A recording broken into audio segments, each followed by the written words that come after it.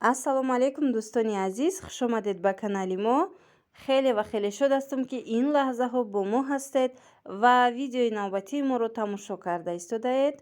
дӯстони азиз, имрӯза видео дар бораи паплинои туркӣ мешавад. анамин намуд паплиное ки ҳозир ман нишон додестам аз 200 сомон то 260 сомонай 3 метраш баъд 5 метраш. ино кадомеш ки мисол 5 метраянд барошон мисол ваяй камай майдаяй барошон барои ҳавай 5 метра кардагиянд як либосворира. ҳамун нархи ҳамин 3 метраш ё 5 метраш, хулас ки нархи як либосвориша ма гуфтестам. аз баъзе паплин 3 метр мешавад як либос, аз баъзеи дигарш боша туркиёра 5 метраш як либос мешавад. марҳамат бинед чӣ хеле ки гуфтам аз 200 сомон то 260 сомон анамин намудо. охири видео дабо дигар намуда астай 5D паплинои туркӣ астай ва ё нархошон камакак фарқ мекунад ва ё камакак қиматтарай. агар шумода ки маъқул боша ё ин ки чӣ хеле ки меган интересный боша дидан ки чанд сумай и паплинои қиматӣ чанд сумай, бо мо бошед ва видеоро то охир тамошо кунед. дар ҳақиқат ҳамин паплинои туркӣ сифаташ беҳад хубай. ғавсан ино беҳад ғавсан. сифаташон ваян пахтаи тоза, марҳамат гуллошонам бисёрам гуллои хушрӯ туркиёи якум сорт. ина касоне ки гули калона дӯст медоред ҳаст. баъд паплинои гулмайда ҳаст. бинед бисёр вақт мепурсанд ки анами паплине ки заминаш сафед боша нишони диҳед гули майда дошта боша. ина бинед дӯстони азиз, анамин намудо ҳаст. ғавсии паплина бинед. гуллошонам бисёрам гуллои кам ёфт. ин нусхо камай мисол дуюму сеюм сорташ ҳозир биромадагӣ нест ҳамин нусхора. ина бинед ин паплиное ки ман нишон додестам сангча доранд. касое ки мехоҳанд бе сангчаш шумо нависед, ман бо мефаҳмонам. агар хоҳед ман мисол рақами ватсапа дар комментария менависам, закрепит мекунам. шумо дар ватсапи ман нависед, агар гирифтан хоҳед пурратар бо мефаҳмонам. бисёрам паплинои хушрӯанд.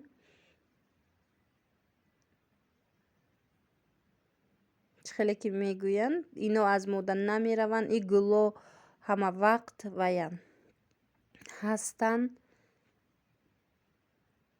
намуда бинед. баъд бисёртар анамин гули занҷабила гуфта менависанд. анамин намуд нусхои туркиш ҳастай. анамин гули занҷабила бинед. маден Туркия. турецкий ғавси хушрӯ. ин дукон дӯстони азиз фаромӯш кардам қариб фаҳмонам шумода. ин дукон дар тарафи Корвон Сити таги навесо дуюм риядда қарор дорад. марҳамат касоне ки дар Тоҷикистон ҳастед метавонед омада хитон бо бинед аз наздик чанд ҷора дӯстони азиз чанд ҷора пурсед муқоиса кунед куҷоеш ки арзонай куҷоеш ки ба шумо мисол фоида меорад аз анамуҷа харидорӣ кунед. фақат эҳтиёт бошед ки дар бисёр ҷойҳо шумо мисол дуюм сорту сеюм сорта дида туркӣ гуфта харидорӣ накунед. ҳангоми анамин харидорӣ сифатша хушрӯ аҳамиятиед. ина бинед заминаш сафед хушрӯ.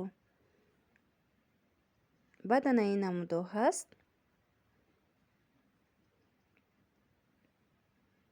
инора паплини пиллагӣ меган. пиллагиёи тоза туркӣ. ҳамин дуконе ки ман ба навор гирифтаистам дӯстони азиз чӣ хеле гуфтам дар тарафи Корвон Сити таги навеса дуюм риада қарор дорад. аз инҷа ман ваям либосҳои дубайскирам нишон дода будам вақти янамин чӣ гӯм зимистонда. ҳозир ки аку вай шидестай сезони паплин шидестай гарм шидестай ҳами пурра намихе паплин борои паплин пешниҳод кардагианд барои муштариён дар ин дукон. набинед ҳамино ҳамаш аз 200 сомон то 260 сомон нархи як либосвориш. Хоҳ вай 3 метраяй, хоҳ вай 5 метрай, баъзеҳош хеле ки гуфтам барошон майдаяй вая 5 метра карда мондагиан як либосворира ва намин як либосворира ма дар назар дорам ки амиқа нархай мисол аз 200 то 260. ана инам дош боша 5D паплинач хеле ки гуфтам ино қиматтаракан. нархи ино 380 сомон ба фикрам буд. сангои дизайнерскеш марҳамат бинед бисёрам хушрӯ бо 320 сомона дора и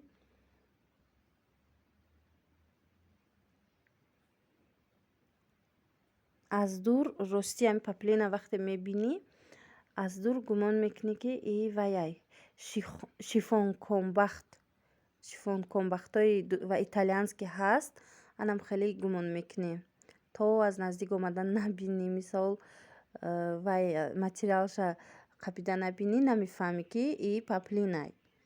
ранги анамо итальянский комбахтое ки мисол нархошон 1500-2000 сомонай намудушанам хелеай бинед чиқар хушрӯй бо сангчиҳошона дизайнерский оро додагиян аҷоиб фасонай. яна иноям арзонан иноям ака арзонеу 380 нестану аз 200 то 250ян. дӯстони азиз анаи рангшам хушрӯвай.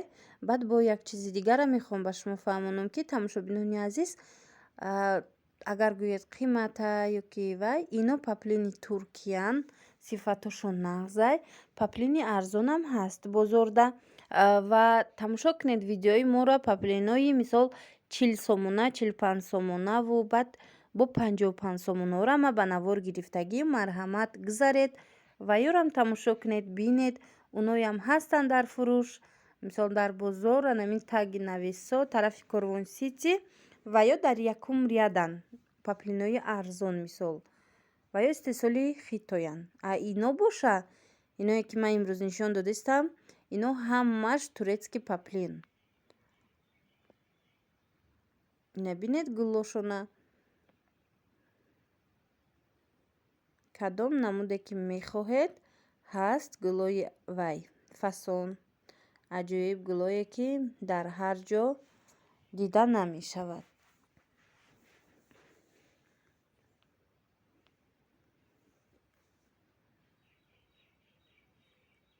ино рангошон намерава баъд кушод намешаванд. дӯстони азиз ҳамин намуд паплино ина марҳамат тамошо кунед.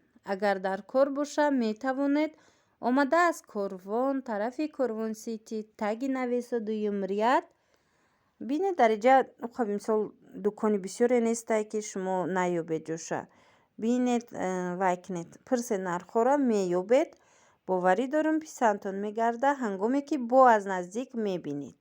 ана ин гарошкои оригинали якум сорти турецкӣ